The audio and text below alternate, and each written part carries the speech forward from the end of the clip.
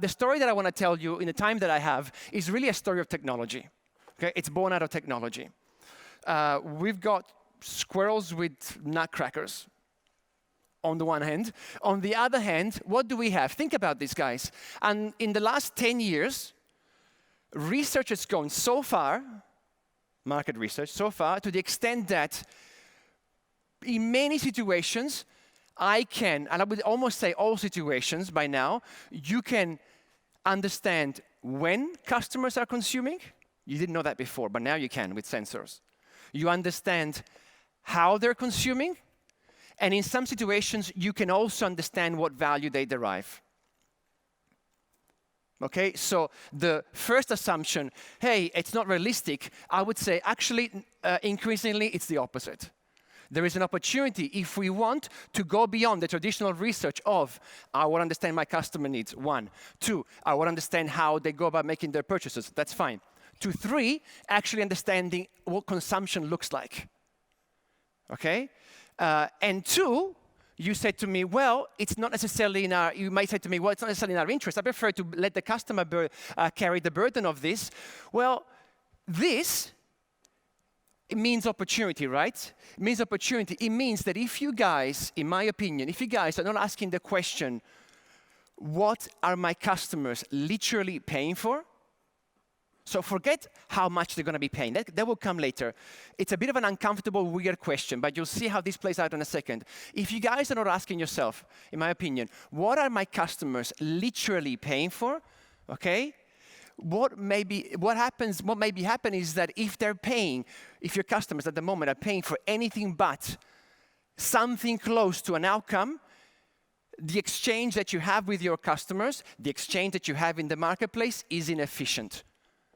All right, so what I want to do, I've got 30 or so minutes. What I want to do is I want to show you, take you on a bit of a journey, okay? I want to show you how different companies, very different sectors, are started or were in an ownership world where we sell the goods and services that we produce, and may have moved themselves, they've pushed the boundary up to access, if they could up to consumption, if they could up to outcomes, and if they could, up to the most efficient type of exchange with a customer, which is value-based. This sequence, again, has to be in this order. What can happen is that companies jump, because if you solve consumption inefficiency, by definition, you've also resolved access inefficiency, because to consume, somebody must be accessing, as I was saying before. If for some magical reason, you move yourself all the way to a value exchange, you've resolved all the other stuff that comes before it. So I want to show you, the underlying story is always technology. I want to show you how companies have been using technology, and you'll see sometimes these companies are startups, as I was saying, taking the opportunity because they hear customers saying, I want a better deal, and they come in. Sometimes it's incumbent. You'll see, I'll talk about Adobe a little bit later on. And sometimes it's a government in the healthcare sector, as I was mentioning before, that says, I want my constituents to actually get paid by healthcare. So let's start. Access models. If we think about access models, the classic type of access model is one that resolves this financial burden. So that quote over there that you see, that quote is from Elon Musk. And Elon Musk would say, well, if I'm going to buy a house, a rocket, even a rocket, I can buy one in full. But most of us in this room, me included, probably cannot pay for a rocket in full, right? And he says, well, the answer to almost every product these days is subscription service. So subscriptions, which have become quite fashionable these days, in the context of what I'm speaking about, why do they exist? They resolve access issues. You see them in situations where something is super expensive or expensive, and God, if I can figure out a way of breaking down that expense into smaller chunks, then what I can do is I can bring in, remember market size, I can bring in more customers that are actually profitable to me. I am shifting payments down the line. Of course, you guys would prefer to sell the car up front and be done with it. Everybody would.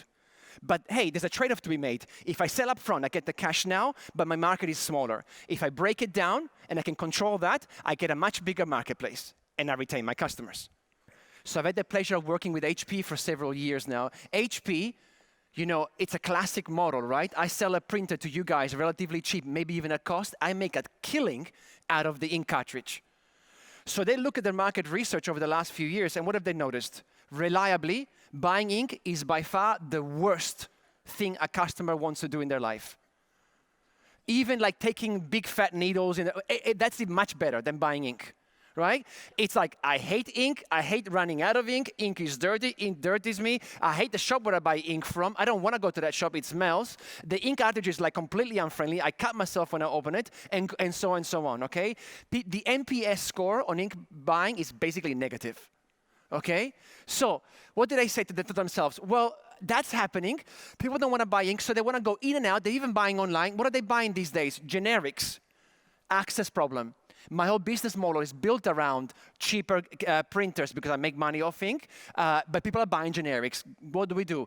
They came up with this thing called Instant Ink, which is a subscription model to ink. Much better than Dollar Shave Club from the perspective that in Dollar Shave Club, you've got to tell Dollar Shave Club when you want razors, so you have to guess how long your beard grows and how fast you need to shave it.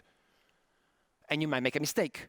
This one, I don't need my customer. I put a sensor in the printer, which they do, and the printer tells me when they're running low. And when they're running at 10%, I'm sending red ink to your way. It does it all automatically, okay? And that's been a godsend for this business over the last 5 years, and it's constantly evolving. So if you start thinking about it this way, as, I want to improve access of my products, but I don't want to leave my shirt. In a sense, I don't want to economically be worse off. You start thinking creatively how you can use technology to open up the market to more and more customers without, of course, losing money on those customers. I was telling you there are what are called sharing models, which we're all familiar with because they're always in the press, the Ubers of this world. But this is not Uber. This is much more significant than Uber. From my perspective, this is a tractor sharing model in India, where farmers have got these amazing crops, but they cannot afford necessarily a tractor, given the economy that they have there. So some smart folks came up with this platform that allows tractor owners to share their unused assets. Consumption and efficiency. I got a tractor sitting here. I don't need a tractor all day long. Why don't I rent out some of my tractor to other folks? So sharing models, what they do is, there's different ways of, there's different versions of it, but essentially they take either a fixed or a mobile asset and connect it to users in order to improve the usage of this particular product. By the way, if you're a manufacturer of tractors or cars or anything like that, the ability to get my product and have it being used by more people is very important. If I'm Mercedes-Benz, and I say this because I've spoken to them several times about this, they would love to sell you a Mercedes-Benz car, clearly, and run away as fast as possible. But, again, not everybody can afford a Mercedes-Benz car. And by the way, if I can sell, less cars to more people, but then on top of that, bring my car around so it's used more, I can produce less cars. My costs go down. And if my asset is used more, if somebody was willing to pay $100,000 for using a car, maybe 4% of the time, because that's what on average we use a car for, and actually break it down into a willingness to pay per percentage, that goes through the roof. If you're willing to pay $100,000 for 4% of the time, imagine what you're willing to pay for exactly 4% of the time. Maybe not $100,000, maybe $50,000. Or $30,000 or $20,000. And I share that asset around, I am doubling, tripling the value of that particular car. So this is how these things work. I was telling you about Tesla before with their access model. Tesla is making this transition that I'm telling you about pretty swiftly.